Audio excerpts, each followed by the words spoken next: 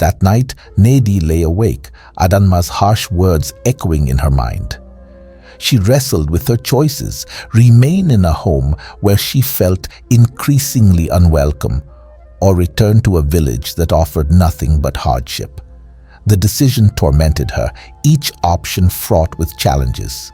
As dawn cast a soft light through her window, Nnedi decided she would stay.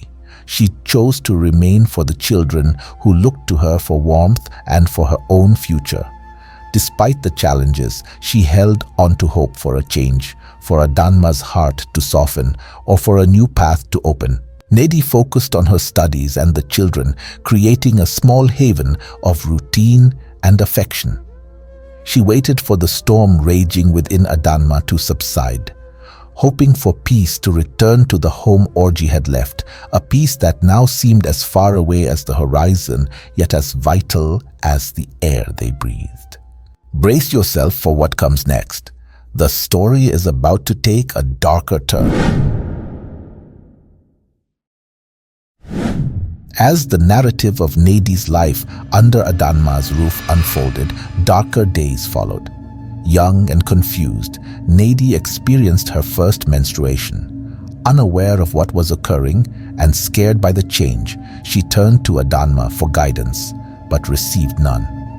Nnedi resorted to using old cloths and towels to manage her needs, her anxiety palpable, fearful of making a mistake. Then, one day, a blood stain on her clothing exposed her struggle. Adanma's response was harsh and unforgiving. Do you have any idea how much those clothes cost? And now you've gone and stained them with your dirty blood. How dare you ruin this dress with your disgusting blood? I will teach you a lesson you'll never forget as long as you live, you wretched creature, she yelled, her words slicing cruelly through the silence. Her actions toward Nnedi took a chilling turn, exposing a stark and unsettling side of human cruelty. In a display of severe punishment, Adanma grabbed the blood-stained cloth, the evidence of Nnedi's first menstruation, and forced it into the young girl's mouth. She stuffed the bloodied part of the cloth between Nnedi's trembling lips, demanding that she chew on it. As Nnedi struggled, tears streaming down her cheeks, Adanma struck her repeatedly. The scene escalated until, in a final act of fury, Nnedi collapsed to the floor, marked with new bruises over old. Adanma degraded her in a way meant to punish and humiliate. This act of violence showed a loss of humanity that was devastating to witness. The ordeal shattered Nnedi, leaving her trembling in her small room, her tears mingling with the bitter taste of blood and despair. The walls around her, silent witnesses to her suffering, offered no solace, only reflecting her quiet sobs through the still night. Haunted by Adanma's threats and enduring the abuse in silence, Nnedi hid her bruises and pain. Yet, Obinna, growing increasingly worried by her subdued nature, noticed her discomfort. One day, he pressed her to show him what was wrong and was horrified by the bruising. Realizing the peril she faced, Obinna insisted that Nnedi leave for her safety and began to plan her escape. Over the next few days, Obinna carefully saved a small amount of money, crucial for Nnedi's escape to her hometown. He meticulously planned her departure, choosing the timing and route carefully to avoid detection. In a bold move, he quietly took just enough from his mother's safe. Too little to be noticed, but enough for Nnedi's needs. Amidst a mix of fear and hope, Nnedi felt a rush of adrenaline. Freedom was within grasp, urging her forward into the unknown. In her darkest moments, Nnedi's resolve hardened. Convinced by Obinna's urgent appeals, she realized she could no longer endure Adanma's cruelty, nor risk her dignity and well-being. The choice that once seemed impossible now became clear.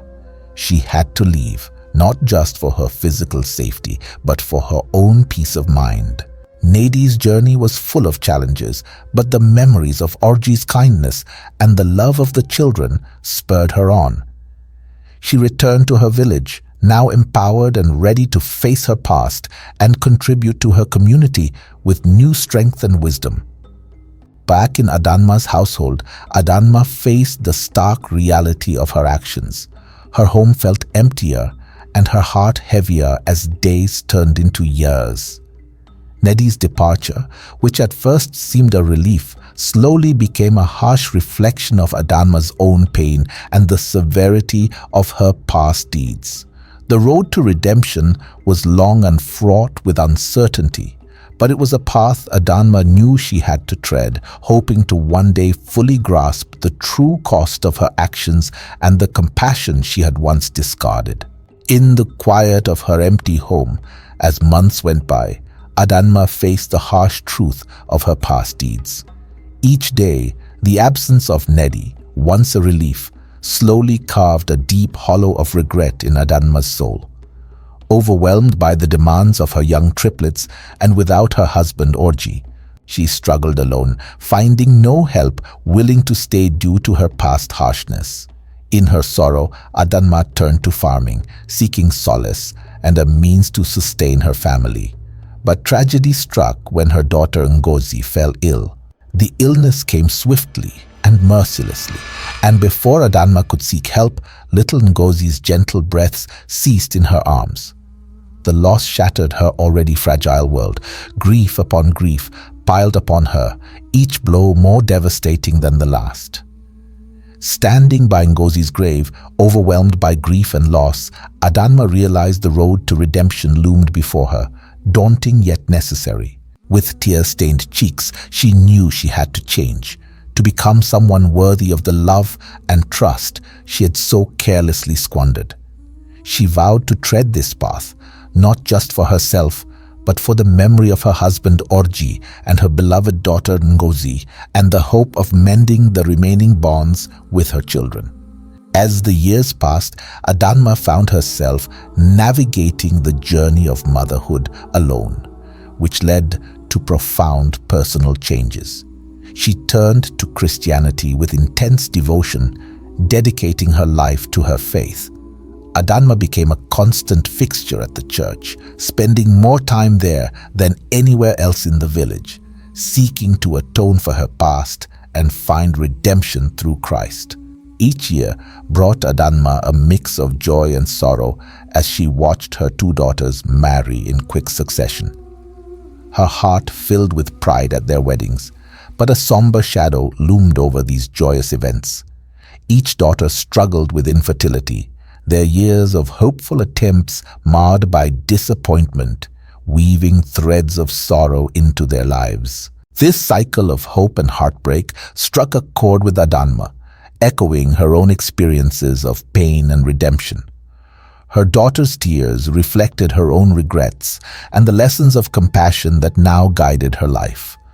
Alone in the church, she prayed not just for her own peace but for healing for her daughters, hoping that their shared suffering would one day be transformed into grace. Adanma felt her daughters' frustrations deeply and wrestled with understanding their plight. Despite her fervent prayers and steadfast faith, she struggled with the silence of unanswered prayers, which weighed heavily on her spirit. In the quiet of her dimly lit room, Adanma sat in an old creaking chair by the window, burdened by deep, unspoken grief. The flickering candle cast ghostly shadows on the walls, and her hands trembled as they clutched her skirt, her breathing shallow. Her Bible lay open on her lap, unread. She paused, tears rolling down her cheeks, her fingers tracing the worn pages, seeking comfort or perhaps a sign. Is there something I'm missing? Something I haven't done? She wondered in a trembling, sobbing voice, the weight of her questions as heavy as the silence around her. Why? Why my daughters? Adanma's voice broke under the weight of her despair. I've changed. I've lived faithfully by your word. What more do you want from me? Her mind was a tempest of thoughts, turbulent and sharp. I've begged, I've pleaded for just a sign of your mercy. yet nothing changes. They suffer, and it's unbearable. Tears rolled down her cheeks, warm and relentless. Am I being punished? Are we not worthy of your blessings? She cried out, her voice raw with pain.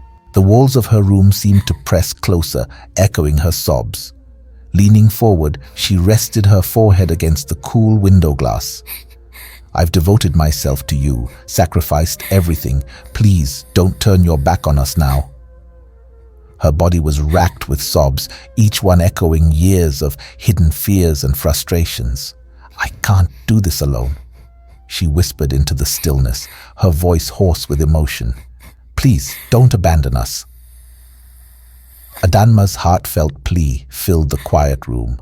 A mother's despair laid bare in the silence of the night, clutching at her faith, yet overwhelmed by her sense of helplessness. Day after day, Adanma stood as a shield for her daughters against their critical mothers-in-law, who blamed them for not having children, disrupting the peace of their marriages. The villagers cruelly labeled her daughters ill luck and bad luck, casting long shadows over their lives with their spiteful words. The same misfortune that afflicted Adanma's two daughters did not spare Obina either. Although of age and ready to marry, he found himself unable to settle down with anyone, as if a curse had beset the entire family. Adanma clung to her faith with unwavering conviction, believing that her transformation into a born-again Christian had wiped clean her past wrongs. Yet, she was bewildered that God could still seem so distant in her hour of need, her prayers echoing unanswered in the emptiness around her. One sunny morning, Obina headed to the bustling village market to purchase some provisions. There, at the edge of the crowded square, sat a blind woman on a worn mat, her hands stretched out for alms, a small basket before her to collect any offerings. As Obina reached down to place money into the basket, the woman suddenly grasped his hand, her touch surprisingly firm. "Young man," she spoke with a voice rich with wisdom, "because of the compassion you have shown and the love in your heart, the gods have chosen to end your family's suffering through you. Go, my son, and seek Ojoli, the messenger in Amata village. With him, you will find the answers to the troubles that have plagued your household." Startled, Obina pulled back slightly, confusion etched across his face. "Who are you and how do you know of me?" he asked, his curiosity piqued by her declaration. The woman, however, remained silent after her cryptic message, offering no further explanation. Obina, growing more anxious, peppered her with questions. "Who is Ojoli? What answers does he hold?" But the blind woman said no more, her silence as deep as the mystery she presented. Frustrated and unable to glean any more information, Obina's initial task of buying food forgotten, he returned home, his mind swirling with the enigmatic encounter. The woman's words echoed in his ears, igniting a spark of hope, yet leaving him bewildered about the path that lay ahead.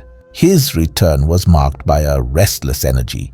The mysterious prophecy delivered by a stranger had unsettled him deeply. That evening, as the sun dipped below the horizon, casting long shadows across the village, Obina sat outside, pondering the weight of the blind woman's words. Could this unexpected message truly be the key to relieving his family's long-standing curse?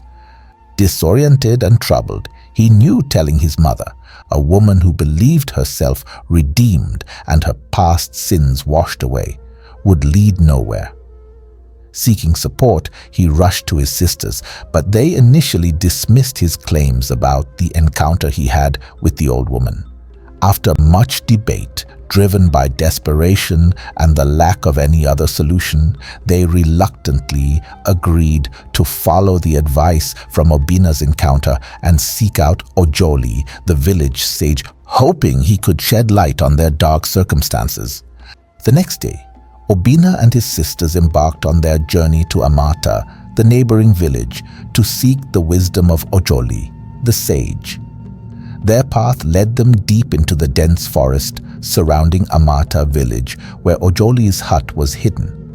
Despite the challenging terrain and their growing anxiety, their determination and desperation drove them onward, ensuring they reached their destination. When they arrived at Ojoli's hut, hidden under old trees, the sage looked at them as if he already knew why they were there. He quickly got to the point. "I can't help you unless your mother comes with you," Ojoli told them clearly. "Your mother is the key to fixing these problems." Hearing this, Obina and his sisters knew they had a tough job ahead. They had to convince their mother, Adanma, to come and see the sage. They were worried because they knew she might not want to go. But they also knew they had to try. Their family's happiness depended on getting their mother to agree to meet with Ojoli. Do you want to find out if Adanma's son and daughters were able to convince her to see Ojoli? Are you curious about what happened to Adanma and her family after facing their dark past? If yes, you're in for an emotional journey. Subscribe to this channel and turn on the bell notification to watch part 3 of this story. Get ready to uncover the secrets that will leave you speechless.